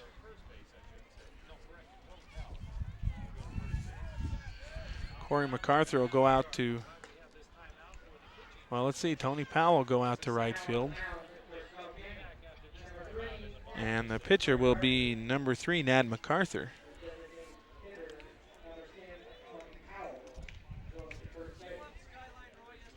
So Powell goes to first. MacArthur comes in to pitch. And Powell was a designated hitter, so they don't need to change anything there with the lineup. But he will throw a few balls back and forth to Barry Sorensen to try and warm his arm up as MacArthur goes through his pitching warm-ups.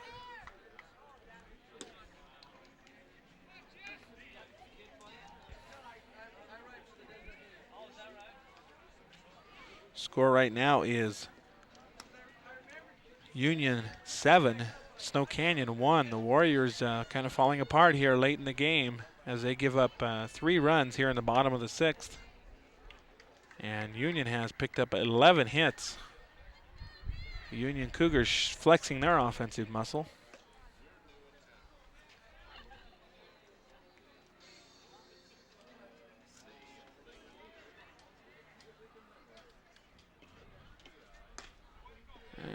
MacArthur's ready to go.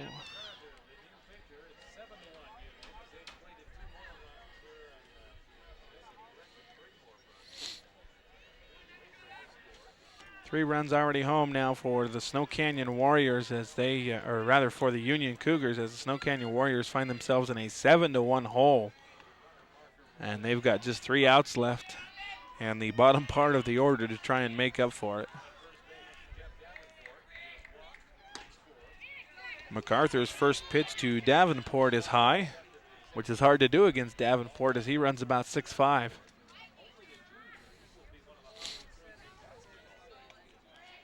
Davenport, a basketball star for these Cougars.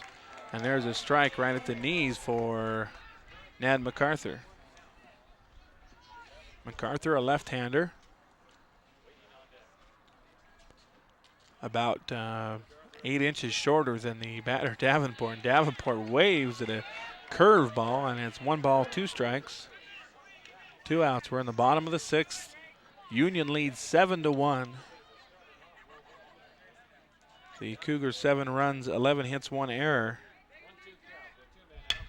And he hits a grounder to the right side. Jacobson up with it, and he gets the runner at first base. So MacArthur comes in and faces 1 batter and retires the side. Unfortunately, some serious damage is done as 3 runs come home for the Union Cougars. And on 3 hits. 3 runs, 3 hits, and Snow Canyon will need 6 runs and just 3 outs to get those runs in. And they'll bring to the plate hitters number 6, 7, and 8. Kyle Graff, Tony Powell, and Drew Salmonson.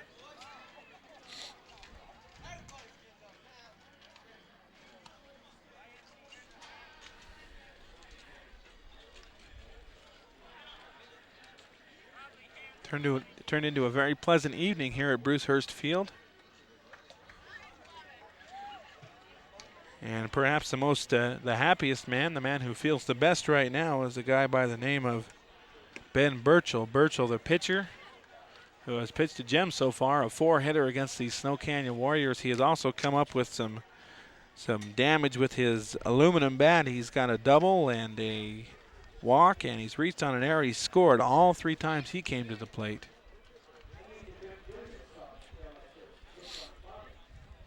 And the Cougars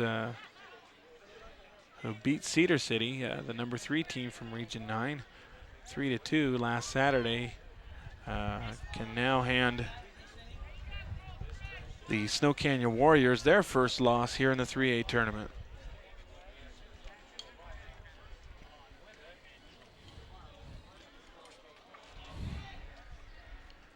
Kyle Graff will lead things off here in the top of the 7th. High hopes for the Region 9 teams this year as, of course, Dixie, the 2-time defending state champion, and Pineview had a good year last year too. But this year, so far, it's been Region 10 that has done the dominating. Union and Uinta. And Union has Snow Canyon by a stranglehold right now, just hoping to put things away. Graff takes one inside after fouling the first pitch off, and he's in a hole 0-2. This at-bat symbolic of the Snow Canyon game. They have been in a hole all day. Burchell, the quick-working pitcher. And he throws one in the dirt and gets Graff to check his swing.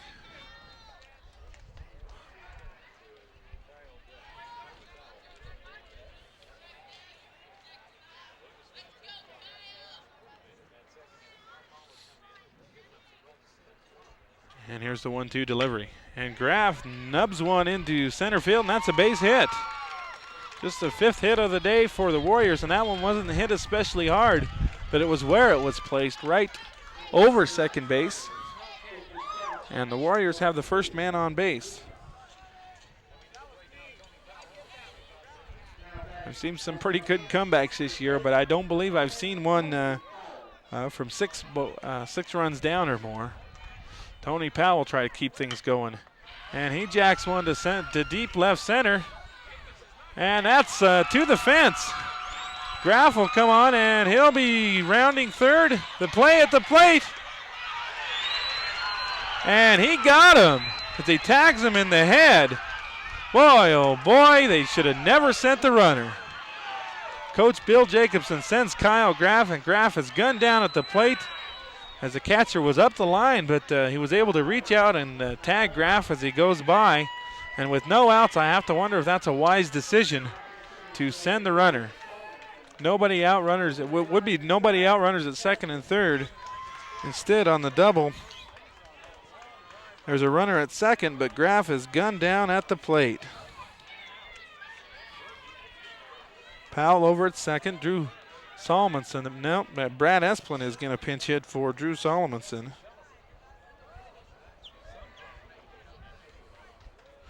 Boy, oh boy, oh boy. When you're down 6 runs, I'm sorry, Coach, but you've got to hold that guy at third.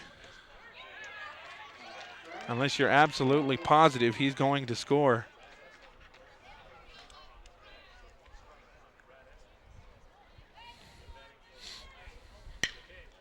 Esplin jacks one into right field. There's a base hit.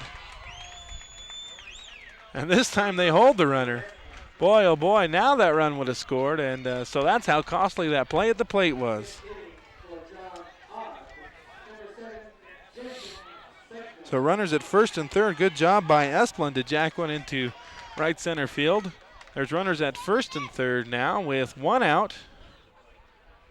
And I think we've got a pinch hitter, don't we?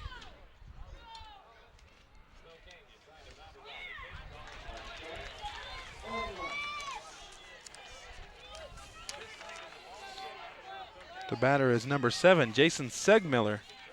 Segmiller batting for John Odd. And Segmiller looks at a strike and then fouls one off, and it's caught. And there are 2 down. Good play by the first baseman. Number 23, as he hustles over there, that's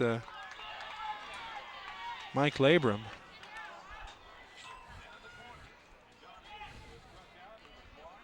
So Segmiller is out of there, and there's 2 down, and the Warriors ran themselves out of this one perhaps. There's 2 down now. The count is 0-1 to Hafen. Score is 7-1. Warriors threatening, but we got a balk, and a run will score. Looks like perhaps he made a move towards home but never pitched it.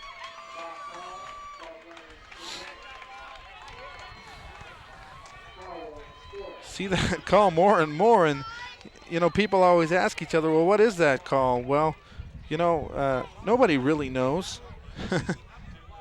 Theoretically, the pitcher has to pause before he pitches if there are runners on, and he has to, if he makes any move towards home plate, he has to throw at home. I didn't see that one. I can't tell you which one he called. However, he did call it before the ball was ever thrown. So there's a runner on second as Snow Canyon gets its second run home. It's 7-2, but they're still down 5 runs, and there are 2 outs here in the 7th inning.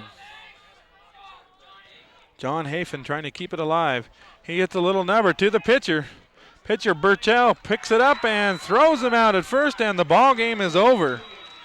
That's 1-3 to end the game, and we've got a final here at Bruce Hurst Field. The second round victory goes to the Union Cougars. Union with 7 runs, 11 hits, and they move on in the championship bracket to face UNA with the 7-2 victory over Snow Canyon. I'm Andy Griffin for everyone who helped us here at Bruce Hurst Field, including all those people that came over from Snow Canyon. Thank you very much for the help, and we'll see you tomorrow from the 3A state tournament.